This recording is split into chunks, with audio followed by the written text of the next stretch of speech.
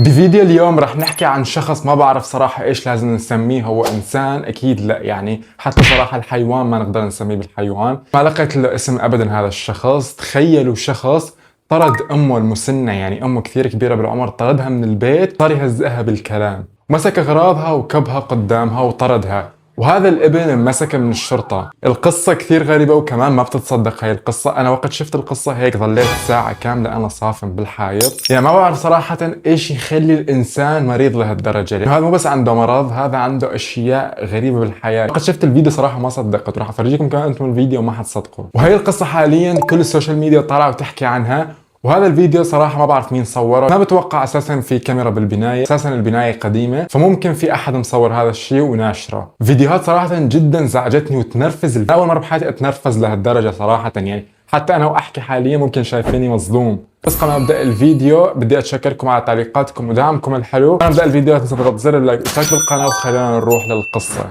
انا لحد الان ماني مستوعب كيف ممكن ابن يعمل بامه هيك. يعني هي الام اساسا اغلى من كل شيء بالحياه، اغلى من الاخ، اغلى من كل شيء، اغلى من حالك حتى. يعني اول شغله كانت ببطنها 9 شهور وظلت تعاني، وبعدها بالولاده كمان ظلت تعاني، بعدها بتربايتك ظلت مدري كم الف سنه تربيك، يمكن لحد هذا الوقت تربيك، وبالاخير تطردها.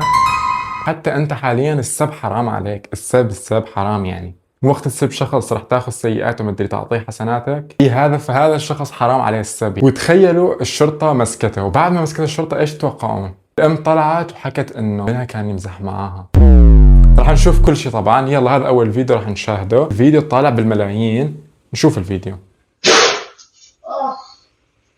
شلون اساسا قدر يبزق يعني. حاول يعني راح اشغل لكم الفيديو، ما حقطع عليكم الفيديو، انتم شاهدوه بعدين راح اعلق على الموضوع، لان الفيديو عن جد جدا جدا منرفز.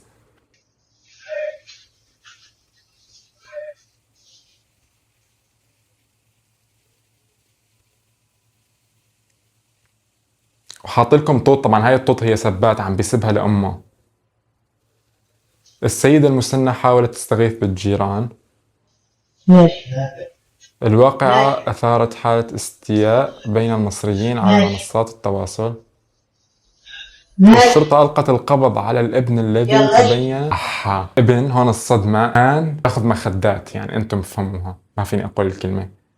ماشي. البطاقة هاتي فلوسي، هاتي البطاقة وهاتي فلوسي.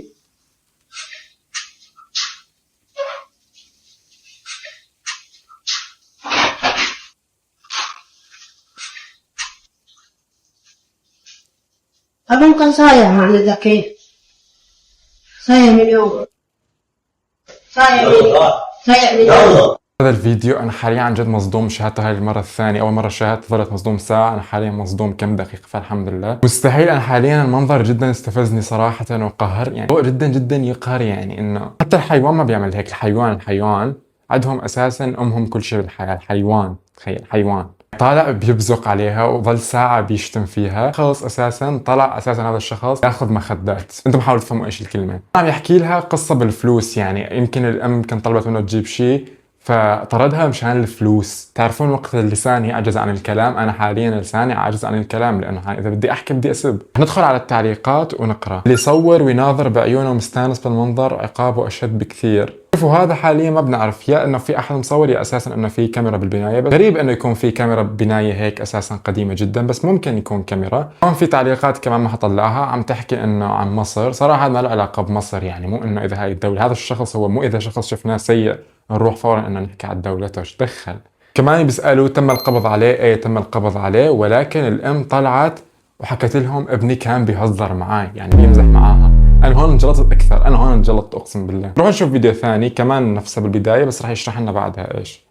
ابن بيطرد والدته المسنة من بيتها وبيهنها بأفظع الألفاظ وهي واقفة. مقطع فيديو أثار ضجة كبيرة على المنصات الاجتماعية قبل تحرك أجهزة الأمن ووزارة التضامن الاجتماعي. بعد ساعات من انتشار الفيديو اللي أثار تعاطف واسع، تحركت وزارة التضامن الاجتماعي لإنقاذ السيدة المسنة بعد ظهورها وهي بتتعرض للطرد والإهانة على إيد ابنها، وبتستغيث بالجيران في منطقة دار السلام بالقاهرة. ووفقا لتصريحات مصادر بوزارة التضامن لصحف محلية، وصل فريق التدخل السريع للسيدة بعد رصد الواقعة للإطمئنان على حالتها والبدء في توفير الرعاية والحماية اللازمة ليها.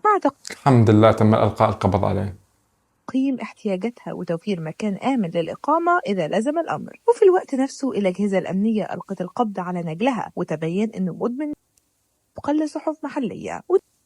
أنا هون حاليا يعني في هيك شوي ارتاحت. الشرطة فورا بعد كم ساعة وأخذوا الأم للرعاية، وراح يشوفون إذا هي أساسا ما إلها مكان ثاني راح يحطوا لها مكان أساسا يأمنوا لها، فالحمد لله. بالنسبة للابن هو حاليا انسجن. بعد شوي راح فرجيكم مقابلة الأم. مقابلة الأم صراحة قهرتني كثير، راح نروح عليها ونشاهدها. بعد ما حصل وطلع لك الشنطه بتاعتك بره، رجع رضاكي ودخلك جوه تاني. والله وجبنا وتعشينا انا وهو.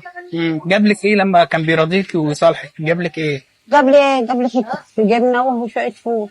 تخيلوا حتى الأم بهذا الموقف بعد ما طردها وشتمها وعمل فيها كل شيء، حكت إنه لا كان بيمزح معي وأجا وراضاني وجاب لي أكل بس عشان ما ينسجن وعشان الناس ما تحكي عليه. تخيلتم يعني؟ شوفوا كمية حنية الأم على ابنها، والابن نفس الجحش واقف يعمل هالحركات. بس وقعدت في البيت.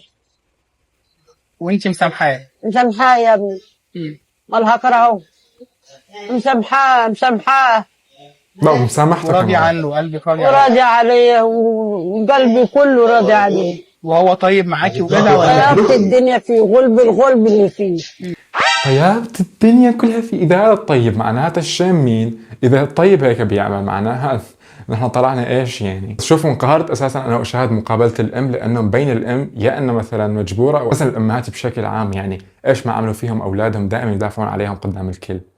غلب يعني غلب.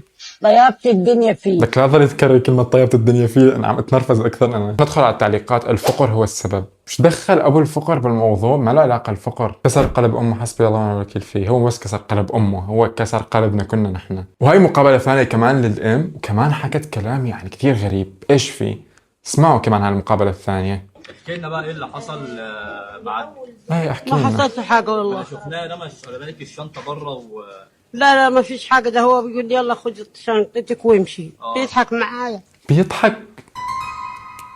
شوفوا كمية رحمة الأم على ابنها يعني. بس إنه أجت الشرطة وأخذت الابن فصارت تحكي لكم إنه عم بيهزر معاي يضحك معاي. أنا راح أترك لكم الكلام إلكم لأنه أنا صراحة تنرفزت كثير. قلت له امشي يا ابراهيم ادورك بالليل يا ابني. امشي. راح ضحك. قلت له امشي يعني.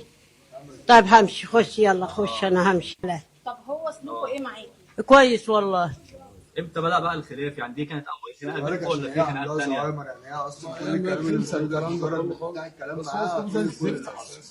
شوفوا هون مبين اساسا نظرات الام خايفه او خايفه على ابنها بشكل عام، لانه تخيلوا في صحافه بكل مكان عم يسالونها، والشيء الطبيعي تعرفون اي ام يعني دافع عن ابنها ايش ما كان عامل، فاكيد رح تحكي هذا الكلام. تخيلوا حنيه الام مقارنه بالابن الشيء اللي عمله. حسبي الله ونعم الوكيل عن جد يعني. ما في كلام صراحه اقوله غير هذا، لانه اذا في كلام ثاني رح يكون سب.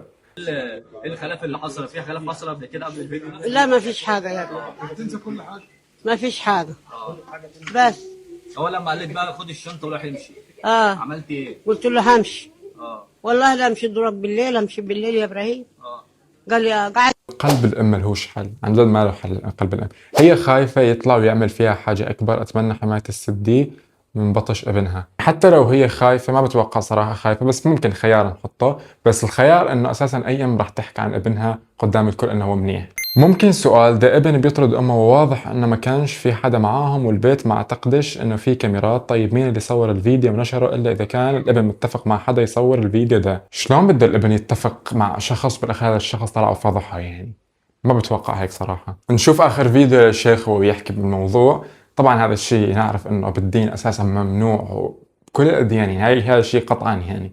بس خلينا نشوف هذا اخر فيديو للشيخ وبعدها كمان راح اعلق على الموضوع. حسبنا الله ونعم الوكيل. ده واحد شتم امه وضربها وهنها وطردها بره البيت وهي ست كبيره عدت ال70 سنه. ما كانش يعرف ان في كاميرا قدام الشقه بتراقبه، ولكن اتجاب والحمد لله. ربنا يبارك في الشرطه، مسكته، ولما مسكته حققت معاه وتبين ان هو انسان بيشرب هيروين وكان عاوز فلوس، وطبعا تعدى على امه عشان ياخد فلوس. بغض النظر عن الواقعه دي، مش جاي اتكلم عنها تحديدا، فالشرطه قامت الحمد لله بمهمتها، لكن انا جاي اقول لك اتق الله وخلي بالك من امك. طول ما امك عايشه اوعى تهينها ولا تضربها ولا تشتمها ولا تهزقها ولا تطردها ولا تذلها. قال الله عز وجل: وبالوالدين احسانا اما يبلغن عندك الكبر احدهما او كلاهما فلا تقل لهما اف. كلمه اف اصلا ما ينفعش تقولها. ولا تنهرهما، يعني ما تقعدش تزعق وتشخط. تخيلتم كلمة اوف، هو ايش عمل الولد؟ هو نزل سب ونزل صار يبزق عليها وطردها من البيت، ولسه ما نعرف اساسا ايش كان يعمل بها بالبيت بالايام الماضية، الله العليم. هاي الفيديوهات اللي شاهدناها مع بعض للاسف يعني هاي المواضيع حقيقية، ولا اساسا لا اي اي